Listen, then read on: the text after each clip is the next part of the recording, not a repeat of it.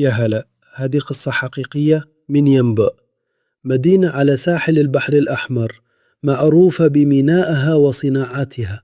ينبع مدينة هادية فيها خليط من السعوديين والوافدين، زي الخادمات الأندونيسيات اللي يشتغلون في بيوت العوائل. بس في أواخر 2007 صارت جريمة هزت المدينة وخلت الناس يخافون على أمانهم. ينبع مدينة حيوية فيها أحياء سكنية مليانة عوائل، وأسواق زي سوق الجابرية اللي دايم مزدحم.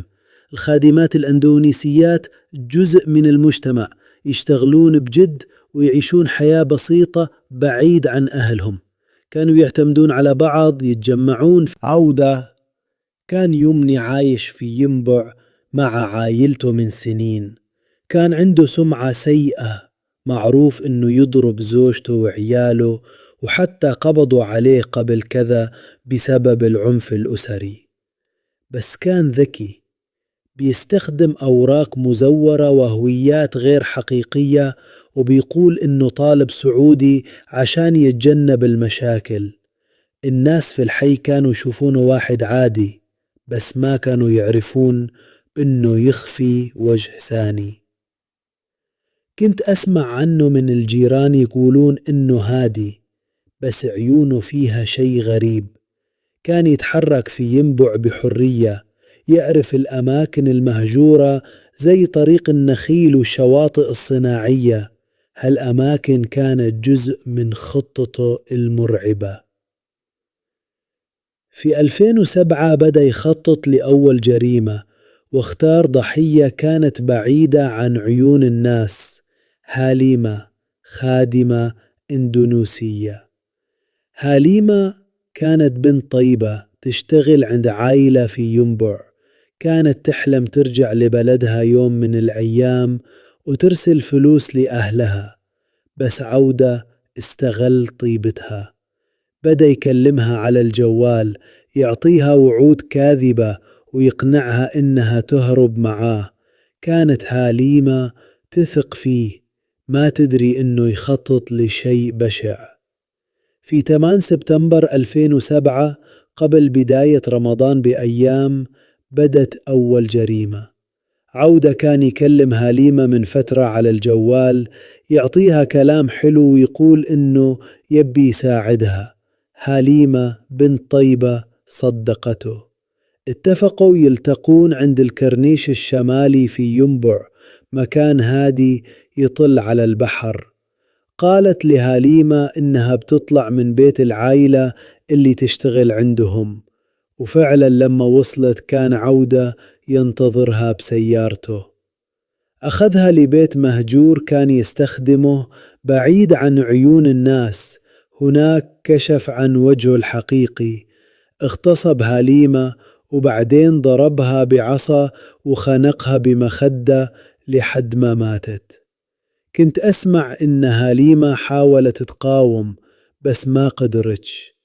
عودة بعد ما تأكد إنها ماتت أخذ جثتها ودفنها في كثبان رملية قريبة من طريق النخيل. كان يظن إنه ما حد بيلقاها.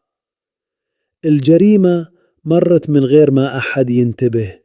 عائلة هاليمة افتكروا إنها هربت، وما كان في دليل يربط عودة بالجريمة. كان ذكي، يعرف يخفي آثاره. الناس في ينبع كانوا يعيشون حياتهم عادي، يروحون السوق، يصلون في المسجد، وما يدرون إنه قاتل يعيش بينهم. بعد 1.5 سنة تقريبا في 2008 أوضة ضرب مرة تانية، نفس الأسلوب. كلم خادمة إندونيسية تانية على جوال ووعدها بحياة أحسن.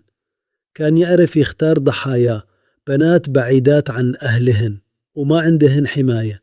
أقنعها تلتقي معاه في مكان مهجور، وبعدين كرر نفس الجريمة. اغتصبها، خنقها، وضرب راسها 3 مرات بحجر، وبعدها دفنها في كيس قمامة قريب من مكان الجريمة.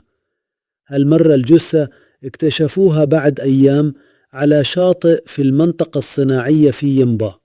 الناس في الحي بدوا يخافون وصاروا يتكلمون عن قاتل مجهول.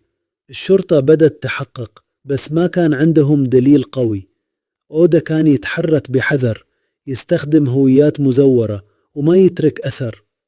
في 2009 حاول يرتكب جريمة ثالثة، استدرج خادمة إندونيسية ثالثة وحاول يغتصبها بس هي قاومت.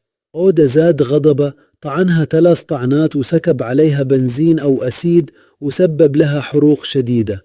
بعدين دفن جثتها، بس هالمرة الحظ ما كان معه. في 2009 بدت الشرطة تقرب من عودة. الجثة الثانية اللي اكتشفوها على الشاطئ خلتهم يفتحون تحقيق كبير.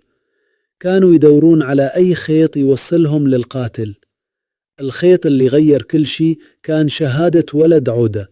الولد اللي كان يعاني من عنف أبوه حكى للشرطة عن تصرفات أبوه الغريبة وكيف كان يروح أماكن مهجورة. الشرطة قبضت على عودة في 2009، وبعد تحقيق طويل اعترف بكل شيء.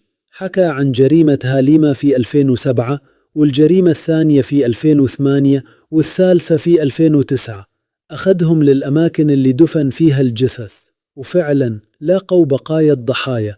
الناس في ينبع كانوا مصدومين، كيف واحد زي عودة عايش بينهم يقدر يسوي هالشي.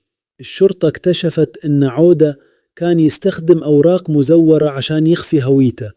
كان يعيش حياة مزدوجة، يظهر كإنسان عادي بس في الحقيقة كان قاتل متسلسل. هالجزء بيحكي عن التحقيق اللي كشف الحقيقة. الجرائم هزت المجتمع الأندونيسي في السعودية. الخادمات صاروا يخافون أكثر، والعوائل بدوا يفكرون في أمان اللي يشتغلون عندهم. صارت في نقاشات عن قوانين تحمي العمالة المنزلية، بس التغيير كان بطيء. القصة خلت الناس يفكرون في المخاطر اللي تواجه الوافدين، وكيف لازم يكون في حماية أكثر.